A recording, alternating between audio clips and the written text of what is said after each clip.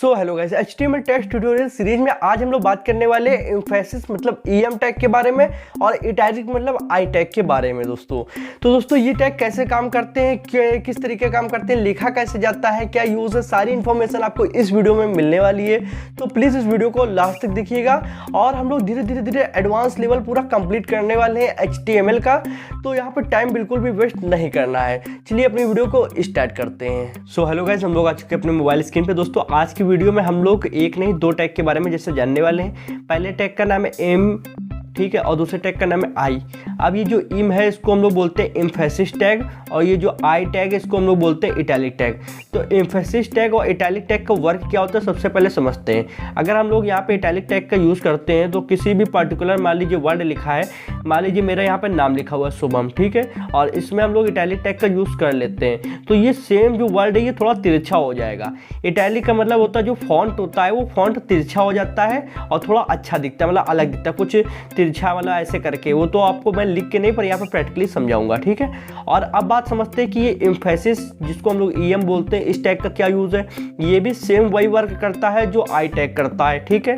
आप इसको भी चाहे अगर यूज़ करते हो तब भी टेक्स्ट को आप फॉन्ट को तिरछा कर देते हो और इसको यूज़ करोगे तब भी टेक्स्ट को फॉन्ट तिरछा हो जाएगा। आप कहोगे भाई यार ये दोनों टैग क्यों बनाए गए हैं, एक टैग से भी जब वही काम हो रहा था तो दूसरे टैग की क्या ज़रूरत थी। तो वो बात आपकी बिल्कुल जायज़ है, पर यहाँ पे दोनों टैग का कुछ अलग है सिस्टम, उसको हम लोग को समझना पड़ेगा।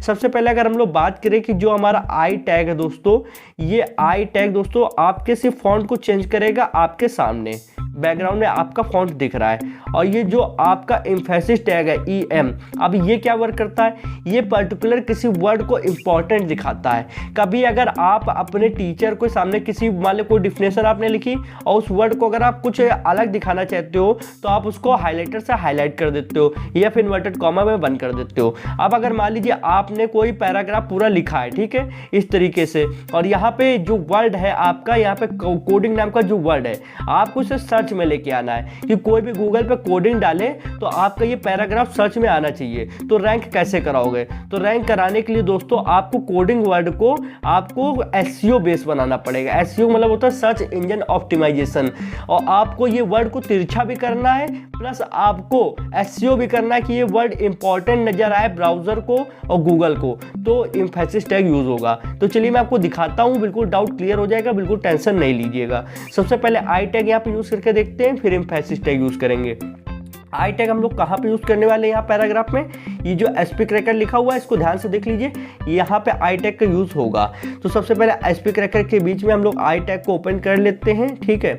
तो यहाँ उसके लिए हम लोग यहाँ पे लेस देन और ग्रेटर देन के बीच में आई को यूज़ करेंगे और यहाँ पे क्रैकर के बाद में यहाँ पे इस टैग को क्लोज करेंगे, ये क्लोज होता है। अब यहाँ पे अगर आपको मैं दिखाऊँ तो नॉर्मली सारे टेक्स्ट से आप सिर्फ SP क्रैकर पे ध्यान दीजिए, ये कुछ तिरछा आपको नज़र आ रहा है। सब टेक्स्ट देखेंगे तो कुछ सीधे ऐसे टेक्स्ट नज़र आ रहे होंगे, पर जब SP क्रैकर को देखोगे तो कुछ ऐसे तिरछा टेक्स्ट नज़र आएगा, ओके। तो ये हो गया इटैलिक, इसका मतलब है टेक्स्ट तिरछा हो जाएगा। आप अगर ध्यान से देख रहे हो तो थोड़ा सा तिरछा एरो जा रहा है, ठीक है। और अब यहाँ पे अगर हम लोग इस पर्टिकुलर जो कोडिंग वाले वर्ड को हो इसको हम लोग एम्फेसिस टैग से तिरछा करेंगे, ठीक है, कोडिंग वाले वर्ड को।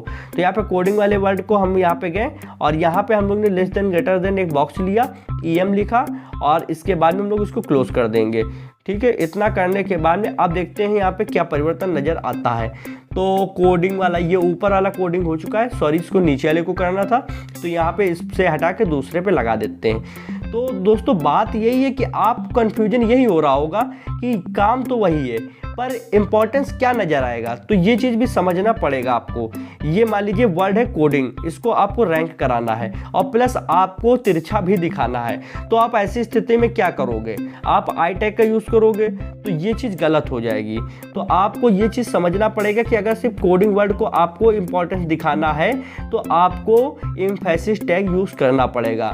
एम्फेसिस टैग जब आप यूज़ करते हो तो ऐसी स्थिति में आपका जो वर्ड है पर्टिकुलर या कोई सेंटेंस वो आपका ऑप्टिमाइजेशन में भी जाएगा और प्लस आपका यहाँ पे तिरछा भी हो जाएगा। तो दोनों चीज़ों के लिए ये चीज़ सही है।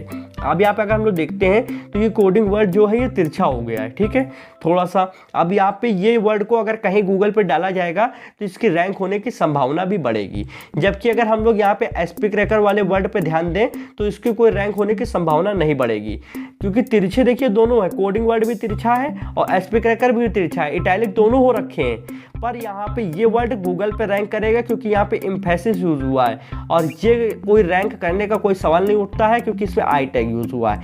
आई टैग आपका सिर्फ वर्ड या सेंटेंस को तिरछा करता है, और EM टैग तिरछा करने के साथ उस वर्ड को इंपॉर्टेंट भी दिखाता है सर्च इंजन में कि हाँ ये वर्ड इंपॉर्टेंट है, आप इसको रैंक करा सकते हो। आई होप आपको दोस्तों समझ में आ चुका होगा इन दोनों टैग्स में क्या डिफरेंस होता है। एक टैग है जहाँ पे आप सिर्फ टेक्स्ट को तिरछा कर रहे हो, दूसरा टैग तिरछा करने के साथ साथ उस वर्ड को इंपॉर्टेंट भी दिखाएगा। एक आपको नोटिस बताता हूँ, शायद बहुत सी वीडियोस में आपको ये चीज नहीं सुनने को मिली होगी कि एम्फेसिस टैग है वो आप किसी पैराग्राफ में 2 बार से ज्यादा यूज नहीं कर सकते हो।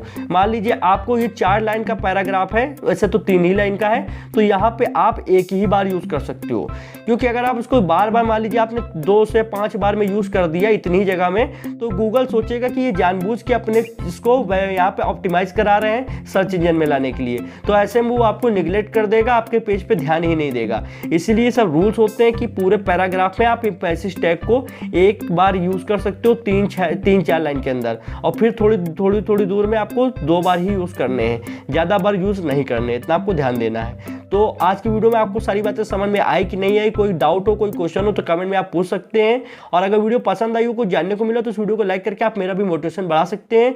और अगर ऐसे ही ट्यूटोरियल्स आपको कोडिंग की चाहिए तो आप इस चैनल को सब्सक्राइब करके बेल आइकन को प्रेस कर लीजिए, जिससे आने वाली इंटरेस्टिंग वीडियोस की नोटिफिकेशन आप लोग को मिलती रहेंगी। आज की वीडियो में बस इतना ही था। थैंक्स फॉर वॉचिंग फ्रेंड, जय हिंद, जय भारत।